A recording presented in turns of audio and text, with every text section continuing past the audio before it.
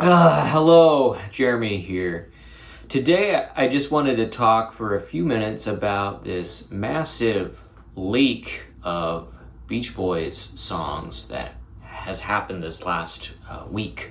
Just a ton of songs, like 350 plus. There might be more now. I can't really keep up. The dam has broken, and there's just songs spilling out all over the place. Songs that I'm sure some of us, didn't even know we wanted. Maybe don't even actually want. I certainly haven't listened through all of them. Everybody is doing the best they can to get them uploaded to YouTube with a fun thumbnail. It's weird. It's a strange time for Beach Boys fans. I don't know that I would say I feel conflicted about it. I would say it just feels a little bit strange, a little bit odd. We're right on the cusp of getting this new box set, which is, I think, really, hopefully, a reset for what we've come to expect sound-wise from a lot of these box set releases.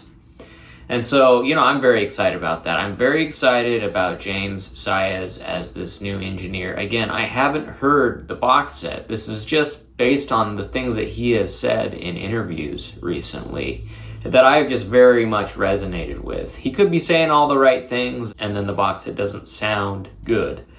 That's very possible. But we have heard one track, and that track did sound good. Despite some brick walling, it sounded good. So overall, very hopeful. So in the midst of the anticipation for this new box set, we get, this massive thing of like hundreds and hundreds of songs spanning the Beach Boys' entire career, but a lot of them are songs from around the period of time that the box set is from, the We Gotta Groove box set. Now, to be clear, this is not a leak of the We Gotta Groove box set songs. This is a leak of the same songs, or a lot of the same songs, but in very different form. These are not the remixed or remastered versions that James has done for the box set.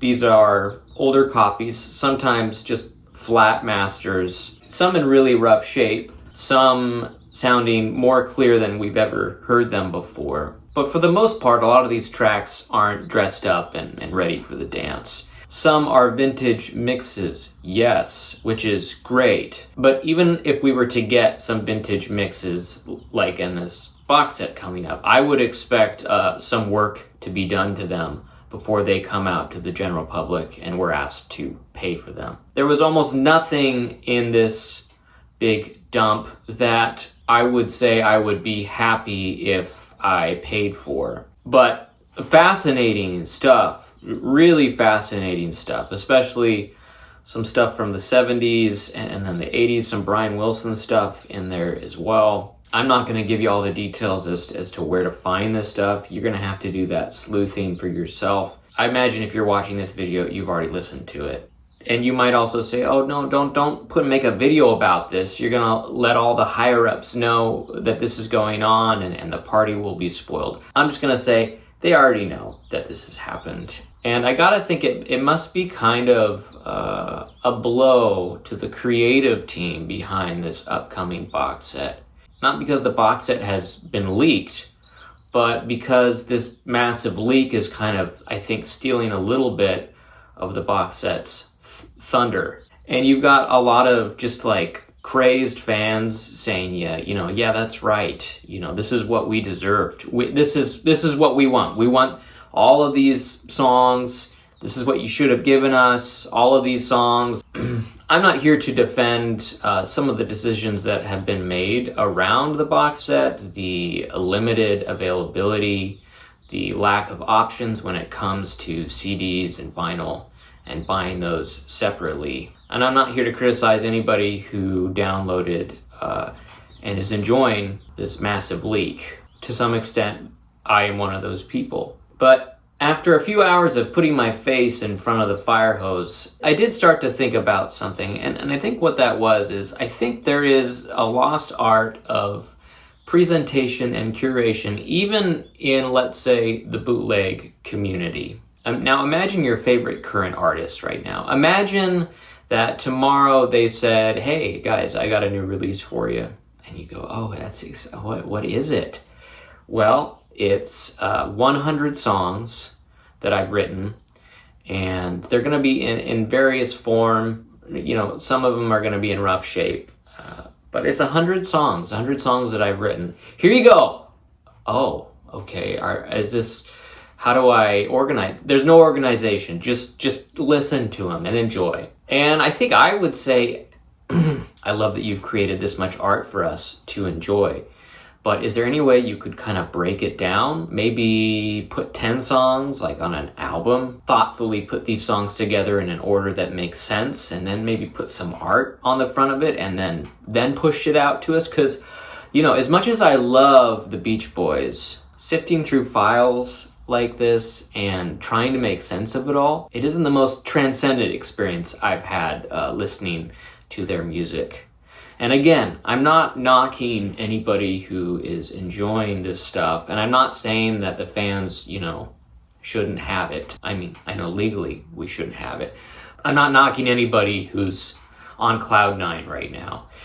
Maybe it's for me personally, I just prefer a little bit more thoughtfulness and curation when it comes to listening to my favorite band of all time. It's one of the reasons why I make all these silly custom albums with music that I bought legally. It's because it's more than just a random collection of songs put in chronological order. It's about the sequencing. It's about the jacket cover. It's about what the art on the front of it, evokes as I'm listening to the music.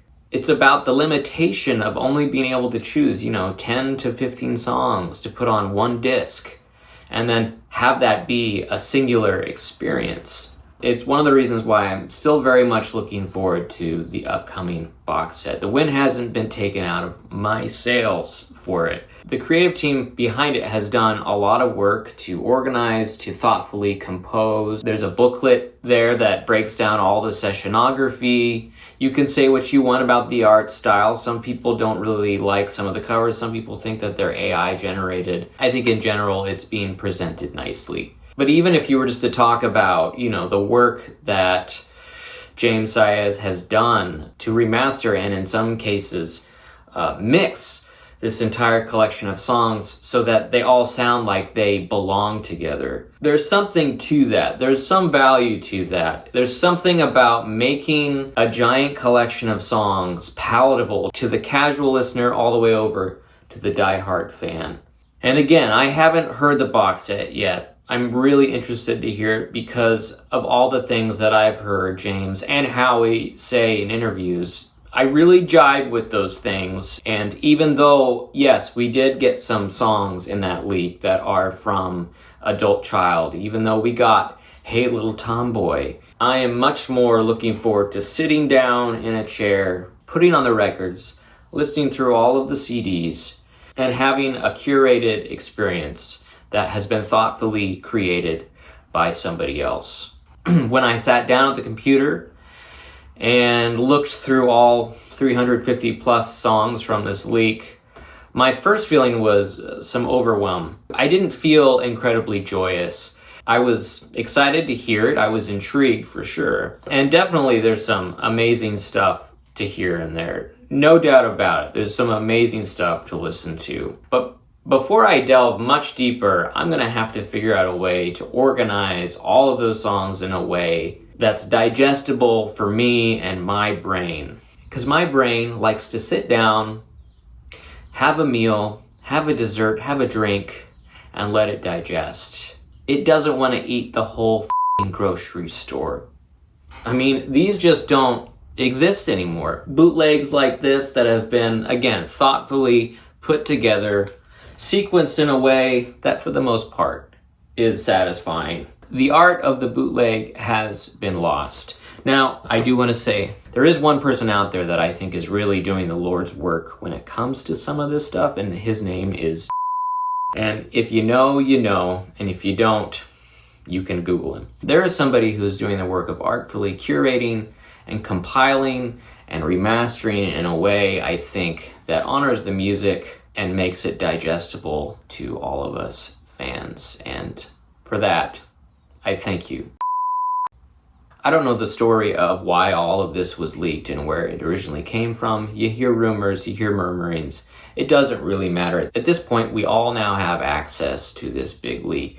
And from there, you all get to decide how you want to digest it. Maybe after I fully digest the We Gotta Groove box set, I'll come back to this massive leak and I will sift through all of the songs and organize them in ways that makes sense for my brain. Again, assuming that we're doing a bit of a reset with the way that these box sets sound, I'm still very much looking forward to the box sets that come after this, that do this music justice. The Brian Wilson side of things, I'm a little less hopeful about because we have the same person continuing to work on that stuff. But I will always be rooting for them to do a good job, and I will continue to show my financial support if they do. And if they don't, well, there's always... That's all I have to say. Okay, see you guys for the box set.